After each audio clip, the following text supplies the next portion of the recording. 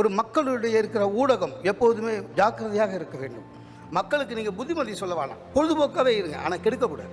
என்ன கருத்தரங்கம் என்ன தம்பி, அது 4 பேர் உட்காந்து கத்துவாங்களே, ஷோ பேர் சொல்ல மாட்டாராம், சொல்ல முடியாத ஒரு ஷோ. ஏதோ ஒரு டாப்பிக்கே இல்லைனாலும் இவங்களே டாப்பிக்கை உருவாக்குறானுங்க ஓன்னு கத்தி.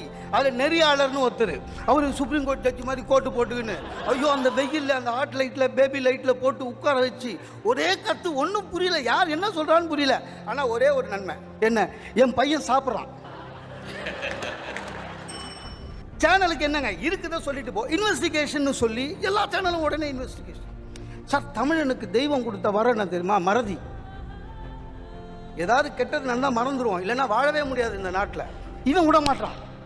எங்கேயோ ஒரு இடத்துலங்க ஒரு அம்மா என்ன பண்ணிக்குது, அவங்க ஹஸ்பண்டோடைய ப்ராவிடென்ட் ஃபண்டு பிஎஃப் வரும்னு சொல்லிட்டு அம்மிக்கட்டை தலையில் போட்டுச்சு. அந்த ஆள் செத்து போயிட்டார்.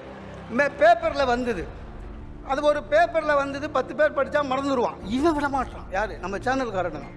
அவன் குற்றம் நடந்தது, என்ன நடந்தா என்னடா, அதை ஏன் காட்டுற, என்ன ஆச்சு வீட்டில், இப்படித்தான் அவர் முதலில் குழவியை எடுத்தார், வைத்து விட்டார், அப்புறம் அம்மியையே எடுத்தார், தலையில் போட்டார் அப்படின்னு போட்டா என் பையன் சொல்கிறான், அப்பா அயனாவரம் சித்தி மாதிரியே இருக்குதுப்பான்றான்.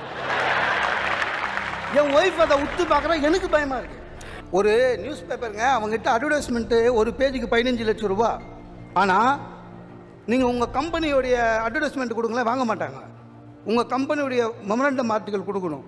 உங்கள் கம்பெனி நல்ல கம்பெனியாக தான் விளம்பரம் போடுவான், ஏன்னா அது ஒரு தார்மீக கடமை. ஆனால் இப்போ டிவியில் வர விளம்பரம்லாம் பாருங்களேன், காசு வருதுன்னு எல்லாம் போடுறான். கலாச்சார சீர்கேடு. டிஆர்பின்ற ஒரு எதிர்பார்ப்புக்காக போட்டி போட்டுக்கொண்டு தனி மனிதன், குடும்பம், சமூகத்தை சீரழிக்கிறது என்று கூறி வாய்ப்புக்கு நன்றி பாராட்டி விடைபெறுகிறேன். நன்றி.